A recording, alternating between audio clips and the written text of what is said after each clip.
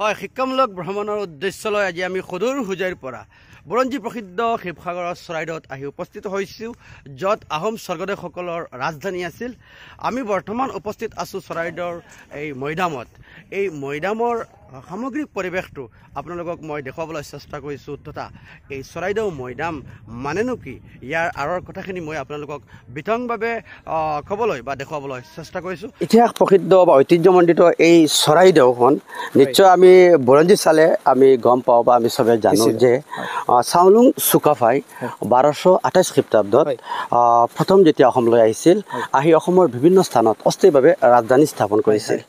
কিন্তু ইয়াৰ পৰৱৰ্তী সময়ত অৰ্থাৎ 1253 খ্ৰীষ্টাব্দত চুকাফাই কি কৰিছিল, এই চৰাইদেউত কি কৰিছিল, স্থায়ী ৰাজধানী পাতিছিল। এতিয়া এই চৰাইদেউ মৈদাম যিখন বৰ্তমান যিটো পৰিৱেশত আছোঁ, এইখনে হৈছে চৰাইদেউ মৈদাম। চৰাইদেউ মৈদামৰ আঁৰৰ কাহিনীটো মই কৈছোঁ। চৰাইদেউ মৈদাম হৈছে আচলতে এখনি সমাধিস্থল। ৰাজ পৰিয়ালৰ যিসকল সদস্য আছিল, ৰজা ৰাণী আদিকে কৰি বা ৰাজ পৰিয়ালৰ যিমানেই সদস্য আছিল, সেই সদস্যসকলৰ মৃত্যু হোৱাৰ পিছত ইহঁতৰ যিটো সমাধি কৰা হৈছিল, সেই সমাধি স্থানখনেই হৈছে চৰাইদেউ মৈদাম। মানে বিশেষত এইটোৱে মুঠতে ইয়াত ৰাজ পৰিয়াল পূৰ্বপুৰুষসকলৰ সমাধিস্থ ইয়াত কৰা হৈছিল। হয় হয় হয়, আপুনি এই আগলৈ পিছফালে এটা ডাঙৰ টিলা দেখিছে, এইটো এটা মৈদাম। হয়, এটা মৈদাম। এইটো হৈছে মৈদাম। ডাঙৰ বোলে কিয় হৈছে, সৰু সৰু আমি টিলাও দেখিছোঁ, ইয়াত ডাঙৰ টিলাও। হয়, সৰু টিলাও আছে, ডাঙৰ টিলাও আছে। তাৰমানে এই প্ৰত্যেকটো টিলাই হৈছে একোটা মৈদাম বা সমাধিস্থল। হয়তো ৰজাৰ ক্ষেত্ৰত ডাঙৰ হৈছিল বা ৰাণীৰ ক্ষেত্ৰত ডাঙৰ হৈছিল, আৰু লগতে কিছু সৰু টিলাও আছে। আপুনি নিশ্চয় দেখা পাইছে ইয়াত মৈদাম। চাওক, মৈদাম নং 14 ইয়াত লিখা আছে। বহুতো ইয়াত সৰু সৰু টিলা আছে। এই গোটেই টিলাবোৰেই হৈছে সমাধিস্থল।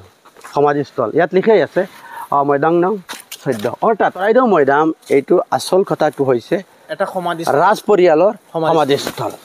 আৰু ইয়াত ইফালে আপুনি চাব পাৰে, ইয়াত কিছুমান প্ৰদৰ্শনী কক্ষত কিছুমান বস্তু দেখুওৱা হৈছে, যেনে ইয়াত চাওক গৌৰীসাগৰৰ পুখুৰী, ইয়াৰ পিছত দেখুওৱা হৈছে বিষ্ণুদল, দেখুওৱা হৈছে গৌৰীসাগৰৰ বিষ্ণুদল, ইয়াৰ লগতে শিৱদল আছে, গৌৰীসাগৰৰ শিৱদল আছে। তাৰমানে মুঠতে এই চৰাইদেউ মৈদামত গোটেইখিনি আছে।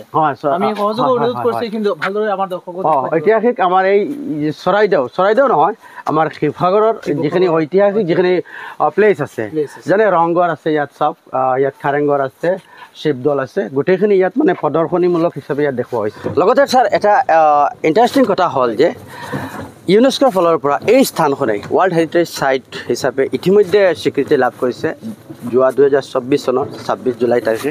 এইটো আমাৰ কাৰণে বা আমাৰ অসমৰ কাৰণে, গোটেই ভাৰতবৰ্ষৰ কাৰণে এটা গৌৰৱৰ বিষয়।